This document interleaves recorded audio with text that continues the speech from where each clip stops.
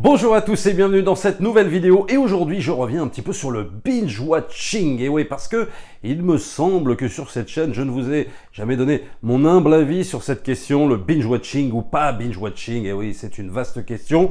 Alors pourquoi j'ai voulu revenir sur ce fameux terme binge watching? D'ailleurs pour ceux qui ne savent pas, le binge watching c'est le fait de regarder toute une saison d'une série d'un trait, et on va dire que c'est plus une plateforme comme Netflix qui nous a habitués à ça. Pourquoi j'ai voulu revenir sur ce binge watching? Tout simplement parce que quand Amazon Prime a mis en ligne récemment la saison 2 de The Boys, excellente saison, peut-être même un peu moins bonne que la première, mais quand même, ça reste quand même d'excellente facture, eh bien Amazon s'est fait un petit peu shitstormer, s'est fait un petit peu attaquer de tous les côtés parce que ils ont décidé de mettre les 3 premiers épisodes au tout début, c'est-à-dire le vendredi, je sais plus, début septembre, les 3 premiers épisodes de la saison 2, et ensuite au rythme d'un épisode par semaine.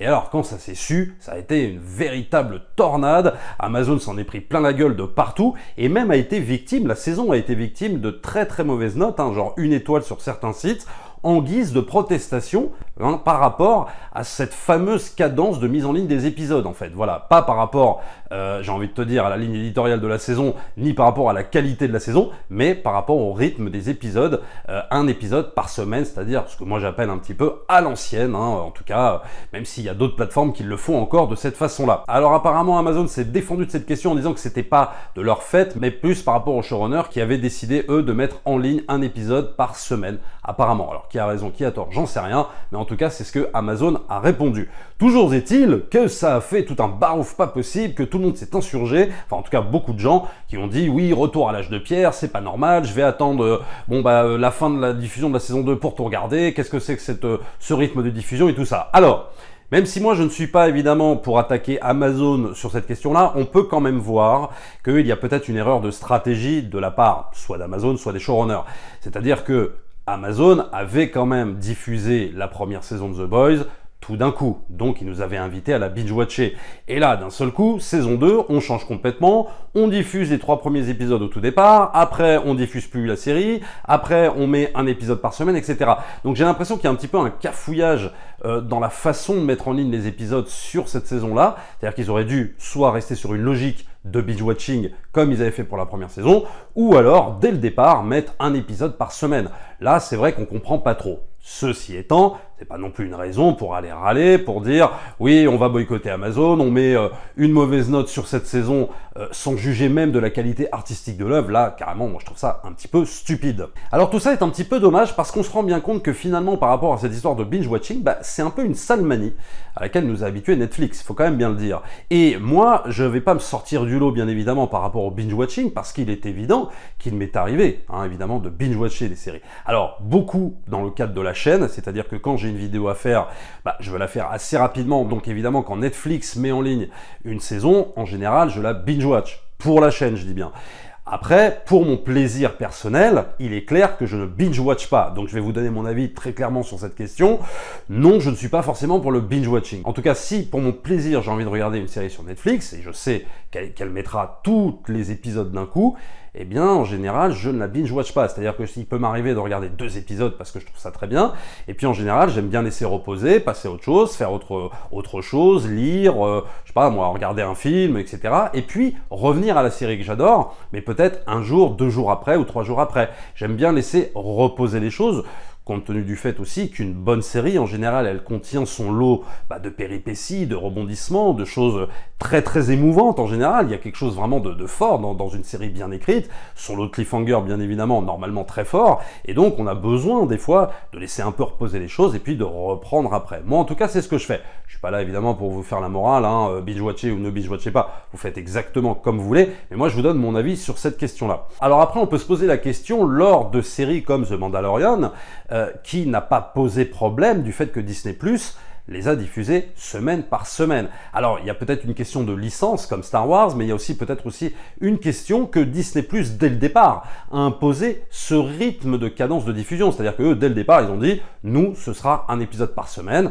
et bah, tu fais avec, quoi. Voilà. En gros, ils n'ont pas laissé le choix. Donc si tu veux, il n'y a pas vraiment eu de protestation par rapport à ça, à l'inverse d'Amazon qui nous avait habitués à un binge-watching et puis d'un seul coup, il n'y en a plus. Donc forcément, ça crée une espèce de mini révolte, quoi. Bon, là, dans le cas de Mandalorian, c'est pas du tout la même chose et de toute façon, Disney+ va garder ce rythme de diffusion. Ça n'a pas posé problème non plus par rapport à HBO et je prends l'exemple évidemment d'une grosse licence, Game of Thrones.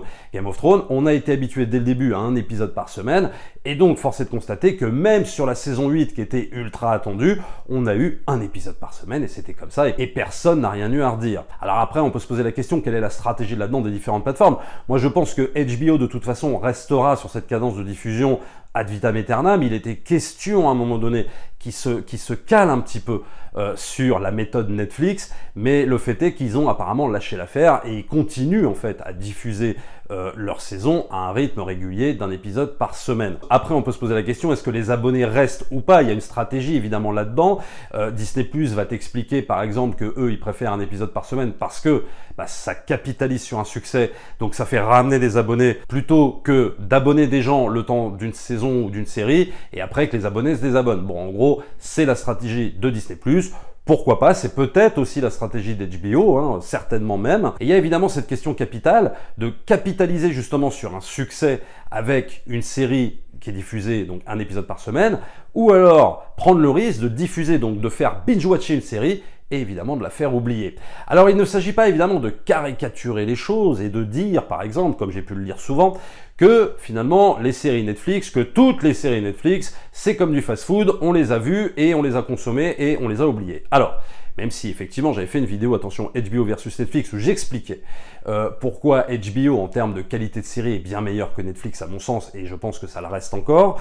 Le truc c'est que on ne peut pas caricaturer non plus Netflix parce qu'il y a dans leur catalogue des séries que tu peux binge-watcher effectivement, que tu as pu binge-watcher dès leur date de sortie, mais par contre qui sont restés. Je pense à une série comme The Crown, je pense à une série comme Stranger Things, à plusieurs séries comme ça, qui finalement, on peut pas dire c'est du fast-food dans le sens où ce sont des séries qui sont restées, on s'en souvient, on attend même leur saison 4, leur saison 5, etc. Donc on peut pas tout caricaturer, on peut pas tout faire dans l'extrême en disant ouais de toute façon Netflix, on oublie toutes leurs séries. Non, ça c'est pas vrai. On oublie beaucoup de séries, effectivement, du fait, je pense, du binge-watching et du côté fast-food de la chose, oui, mais on peut pas dire que ce soit toutes les séries comme ça. Et par contre, on voit bien que les séries HBO, bah, on a du mal à les oublier, en fait. Les séries HBO, ça ne s'oublie pas. Les séries HBO, elles marquent. Mais peut-être pas tant par rapport à une histoire de binge-watching ou pas, mais je pense que là, c'est vraiment la qualité qui prime. Mais bon, ça, c'est encore un autre débat. Alors moi, il y a aussi un truc que je dénonce souvent avec le binge-watching, finalement, c'est le fait de pouvoir raconter la fin des séries alors que toi, tu as à peine commencé les 2 premiers épisodes. Bah oui, parce que c'est ça le désavantage du binge-watching aussi. C'est-à-dire que le binge-watching, eh ben, il y a peut-être, je sais pas moi, 50% des gens qui vont la binge-watcher, donc qui vont, en un week-end, si tu veux, le lundi matin, ils vont savoir la fin de la saison, la fin de la première saison, la fin de la saison 2, etc. Et Dieu sait que les fins de saison sont très importantes, hein, bien sûr, dans les séries. Et donc, ils vont tout savoir. Donc, il risque potentiellement de te spoiler totalement, alors que toi, bah finalement, tu as fait le choix de ne pas la binge-watcher. C'est ton droit de ne pas la binge-watcher, même si évidemment Netflix t'incite à le faire, mais toi, tu peux très bien ne pas le faire. Et donc, toi, tu regardes les 2 premiers épisodes, et là, bam, tu te fais tout spoiler, parce que l'autre, il a déjà tout vu, quoi. Donc voilà. C'est ça aussi le désavantage quand même du binge-watching, faut quand même bien le dire. Alors que quand on est à un rythme d'un épisode par épisode, eh bien, tout le monde est au même rythme, quoi. Donc, il n'y a pas forcément de raison de se faire spoiler sur une fin de saison, par exemple. Voilà. Parce que tout le monde est à la même cadence. Et donc, c'est ça aussi l'avantage du non-binge-watching, en fait. Et à raison d'un épisode par semaine. Et moi, ce que je dénoncerais aussi un petit peu avec le binge-watching, c'est que tu as quand même l'impression, cette impression un petit peu désagréable, que finalement, le but, c'est de ne pas prendre en considération l'intégralité d'une saison, c'est-à-dire les rebondissements, tout ce qui se passe à l'intérieur d'une saison, la progression vers ce qui va mener à la fin de cette saison, mais plus finalement d'avoir le cliffhanger, le gros cliffhanger final de la saison. Et c'est pas finalement le fait d'apprécier une série dans sa totalité, avec tout ce que ça comprend comme enchaînement de scènes, puzzle assemblé, construction de personnages qui va crescendo et tout ça, mais c'est plus finalement d'apprécier une fin de saison pour la fin de saison, quoi. Tout ça parce que tu sais que tu vas avoir un gros cliffhanger à la fin. C'est une addition de choses, une saison. C'est pas juste je veux voir la fin, qu'est-ce qui se passe. C'est une addition de choses qui font justement que tu peux savourer pleinement une saison d'une série. C'est les personnages, c'est les enchaînements scénaristiques, c'est comment on va se débrouiller, je sais pas moi, pour tuer certains personnages, pour en laisser vivre d'autres, etc., etc. C'est ça qui est intéressant. C'est pas tant le cliffhanger de la fin. Donc, ce que je reproche un petit peu avec le binge-watching, c'est ça, cette espèce de nouvelle méthode qui consisterait finalement à nous dire que ce qui est important finalement c'est la fin, donc vite, on se précipite pour tout binge-watcher, comme ça on sait tout et voilà. Et on passe à autre chose. Il y a aussi ce côté-là, passer à autre chose. Bon, c'est un peu dommage. Une série, c'est comme un film, ça se savoure tout autant, de la même manière. On doit s'en souvenir d'une série. Ça doit nous marquer réellement. On ne doit pas, finalement, la consommer d'une traite comme ça en un jour, et puis je passe à l'autre série du lendemain, et puis hop, je consomme, sans véritablement apprécier ce que tu as vu. C'est ça le truc. C'est ça aussi, peut-être, pour moi, un petit peu le danger du binge-watching. C'est ce qui est un peu dommage. Et puis, c'est vrai que ça me fait quand même bien rire toute cette génération qui gueule parce que The Boys n'est pas diffusé dans sa totalité, n'est pas à binge-watcher. S'ils savaient, nous, ce qu'on avait eu, alors là, ça fait un peu vieux con, je sais, mais par exemple, sur des séries comme Lost, tu vois, c'est impensable pour certaines personnes qui découvriraient Lost maintenant, de la voir semaine par semaine, et pourtant c'était le cas. Et Lost, ce n'était essentiellement basé que sur des cliffhangers, que sur des choses comme ça, etc., des retournements de situation en fin d'épisode, mais nous, on n'en pouvait plus quand on regardait Lost. C'était un épisode par semaine, mais qu'est-ce que c'était bon aussi. Voilà, on avait le temps de savourer l'épisode, on était tout de suite accroché, si tu veux, à l'épisode d'après. Alors, il ne s'agit pas de revenir, si tu veux, à une ancienne méthode de visionnage. Je ne suis pas forcément tout le temps pour dire c'était toujours mieux avant, etc. Il faut laisser à chaque plateforme, finalement, le soin de diffuser les épisodes comme elle a envie de les diffuser, à son rythme, peut-être aussi avec une stratégie derrière, hein, bien sûr, mais je ne sais pas s'il y a vraiment une méthode mieux qu'une autre. C'est-à-dire que Netflix a voulu cette méthode du binge-watching, bon, ça leur appartient. On n'est pas obligé de tous les copier, toutes les plateformes ne sont pas toutes obligées de faire comme Netflix, c'est bien aussi un épisode par semaine, on n'est pas tous obligés de tout regarder d'un coup, c'est bien aussi de laisser reposer les choses.